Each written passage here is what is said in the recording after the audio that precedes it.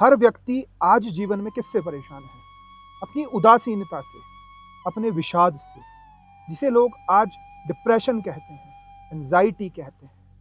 आप सारी दौलत कमा लीजिए, सारी सुख सुविधा आपके पास आ गई, लेकिन उसके बाद भी ऐसा क्या व्यवहार है, ऐसा क्या भाव है कि सक्सेसफुल लोग, जो भौतिक रूप से सक्सेसफुल हैं, वो लोग भी सुसाइड करते हैं, उनके भी डाइवोर्स होते हैं, वह भी नींद की गोलियां खाते हैं। उसका कारण है कि हम केवल भौतिक जगत को ही जगत मानते हैं। हम कभी हमारे आध्यात्मिक जगत की ओर झांकते भी नहीं। यही कारण है विषाद का। हम सारी मेहनत हमको भौतिक रूप से सशक्त बनाने के लिए करते हैं, परफेक्ट बनाने के लिए करते हैं। हम बन भी जाते हैं, कुछ समय तक हमें उसका भौतिक फायदा भी मिलता है, भौतिक यश कीर्ति भी मिलती है, भौतिक प्रसिद्धि भी मिलती है। लेकिन जब जीवन के अंदर परिस्थितियां सामने आती है तो यह भौतिक कलाएं, यह भौतिक ज्ञान फीका पड़ जाता है। इसका सबसे बड़ा उदाहरण है महाभारत का वो काल, जहां कुरुक्षेत्र में महाभारत का युद्ध घट रहा था और अर्जुन पर सबकी निगाहें थी, क्योंकि उसके सारथी भगवान श्री कृष्ण थे और अर्जुन सर्वश्रेष्ठ धनुर्धर था। सर्वश्रेष्ठ धनुर्धर होने के नाते अर्जुन के ऊपर बहुत बड़ी जिम्मेदारी थी कि वो अपने शौर्य का प्रदर्शन युद्ध भूमि में करे और पांडवों को विजय बनाए। युद्ध शुरू होने से पहले अर्जुन भी बहुत कॉन्फिडेंट था। अर्जुन को भी लगता था कि अब वह इस पूरे युद्ध को समाप्त कर देगा, क्योंकि भगवान श्री कृष्ण के प्रति उसकी निष्ठा थी। आप देखिए कि अर्जुन के समर्पण का एक छोटा सा किस्सा मैं आपको बताऊं कि जब दुर्योधन और अर्जुन भगवान श्री कृष्ण को युद्ध के लिए निमंत्रण देने गए थे और जब दुर्योधन ने भगवान से उनकी नारायणी सेना मांग ली थी और अर्जुन को केवल श्री कृष्ण का साथ मिला था, वो भी सारथी के रूप में, जहां पर भी भगवान श्री कृष्ण हथियार नहीं उठाने वाले थे, तब भगवान श्री कृष्ण ने अर्जुन से कहा कि अर्जुन, वैसे ही तुम्हारी सेना कम है, तुम्हें मेरी सेना ले लेनी चाहिए थी। तुमने मुझे मांग लिया, अब मैं अस्त्र भी नहीं उठाऊंगा। तो अर्जुन का जो विश्वास था भगवान श्री कृष्ण के प्रति कि भगवान, मुझे शस्त्र उठाना नहीं चाहिए, बस अब सब कुछ आपके हवाले है, उन्होंने भगवान के प्रति समर्पित कर दिया था कि आप मुझे मार्गदर्शन कीजिए, जैसा आप कहेंगे वैसा मैं करूंगा। तो इतनी पूर्ण निष्ठा अर्जुन की भगवान श्री कृष्ण के प्रति थी।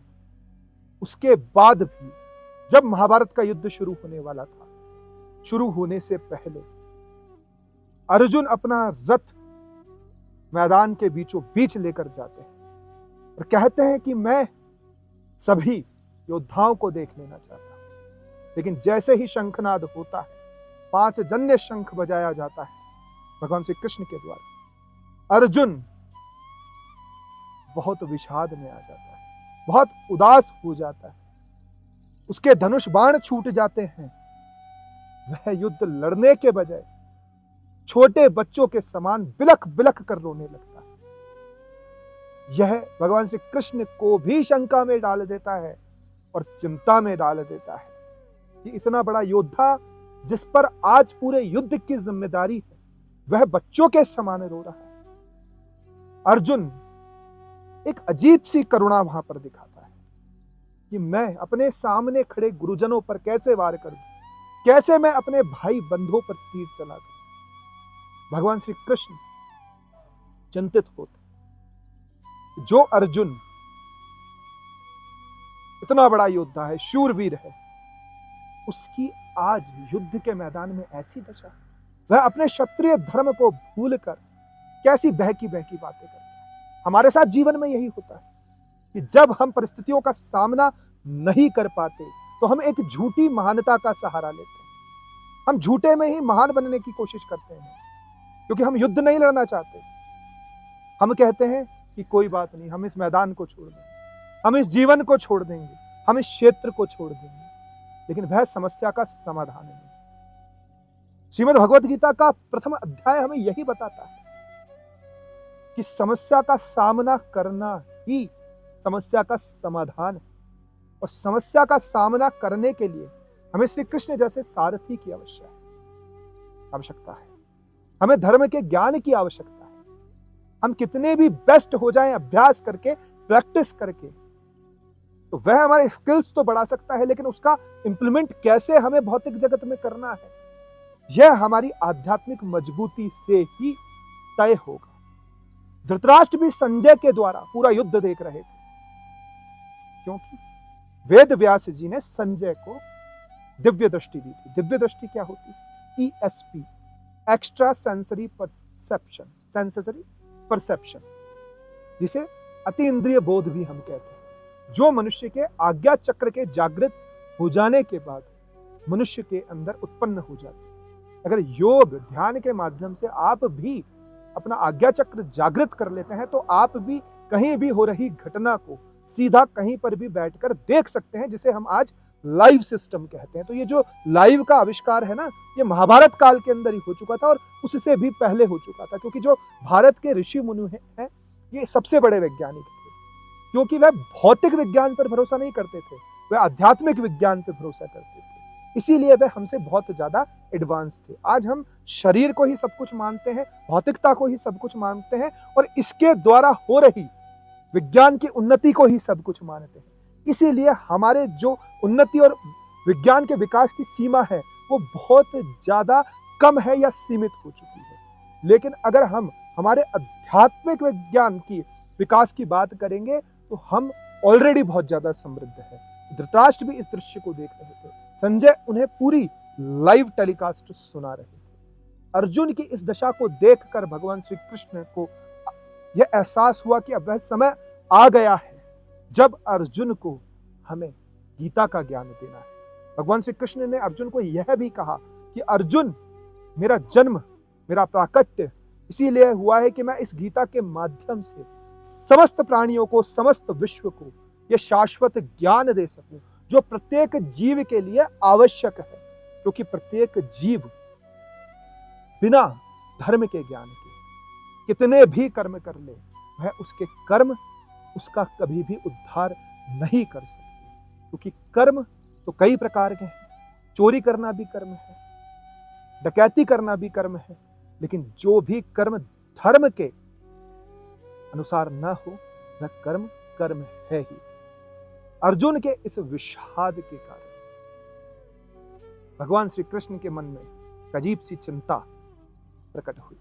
लेकिन भगवान श्री कृष्ण जगत गुरु है, वसुदेव सुतम देवम कंस चाणूरमर्दनम देवकी परमानंदम कृष्णम वंदे जगत गुरु। तो अर्जुन को माध्यम बनाकर भगवान श्री कृष्ण ने समस्त विश्व को, समस्त ब्रह्मांड को गीता का ज्ञान दिया। गीता यहीं से प्रारंभ हुई, अर्जुन के विषाद से, अर्जुन की उदासीनता से। अगर अर्जुन के अंदर यह विषाद उत्पन्न नहीं होता, यह उदासीनता उत्पन्न नहीं होती, तो आज गीता का ज्ञान किसी को नहीं मिल पाता, सब इसी से वंचित रह जाते। तो आपको सभी को मैं यह बताना चाहूंगा कि जीवन के अंदर अगर डिप्रेशन आए, उदासीनता आए, विषाद आए, तो हमें कृष्ण के सन्मुख होना है, हमें परमात्मा के सन्मुख होना है और अपने उदासीनता के साथ, विषाद के साथ भगवान के चरणों में समर्पित हो जाना है कि अब सब कुछ तेरे हवाले है, अब तू जैसा मुझे गाइड करेगा आगे भी मैं वैसा ही करूंगा। और परमात्मा कहाँ है? हमारे भीतर बैठकर हमें गाइड कर रहा है। हम इस इंद्रियों की सुनकर, इस मन की सुनकर खुद को और ज्यादा उलझनों में फंसाए जा रहे हैं, लेकिन भीतर जो सारथी बैठा है, जो अर्जुन के भांति हमारा यह रथ चला रहा है, उसकी ओर हमें सन्मुख होने का समय नहीं है। तो गीता का प्रथम अध्याय विषाद योग हमें यही सिखाता है कि अगर हमारे अंदर मोहवश विषाद आए तो हमें क्या करना चाहिए। अर्जुन में उदासीनता आई, अर्जुन में विषाद है, अर्जुन बिल्कुल भी तैयार नहीं था युद्ध करने को, लेकिन उसने एक अच्छा काम किया कि उसने भगवान श्री कृष्ण को गुरु के रूप में स्वीकार कर लिया और अपने आप को शिष्य के रूप में समर्पित कर दिया। तो गुरु को स्वीकार करना और शिष्य बनकर समर्पित हो जाना, ये दो गुणों ने अर्जुन को उस विषाद से निकालने के लिए अर्जुन की सहायता की। ऐसा विषाद अगर हमारे जीवन में आए तो हमें अर्जुन के भांति कृष्णम वंदे जगत गुरुम को समर्पण कर देना है गीता के उस शाश्वत ज्ञान को जो आज भी इस ब्रह्मांड में गूंज रहा है, आपके भीतर गूंज रहा है, उसे सुनना है। आपके सामने भी ऐसी कई परिस्थितियां आती है जहां आपके सामने अपने खड़े होते हैं, आप फैसले नहीं ले पाते, आप अर्जुन की तरह हथियार छोड़ देते हैं। लेकिन सर्वप्रथम आपको धर्म के मार्ग पर चलना है, और उस धर्म के मार्ग पे चलते हुए अगर आपके सामने अपने भी आते हैं तो आपको उनकी भी परवाह नहीं करनी, क्योंकि आपका अगर मनुष्य जीवन में आना हुआ है तो वह आपके उद्धार के लिए हुआ है, धर्म का साथ देने के लिए हुआ है।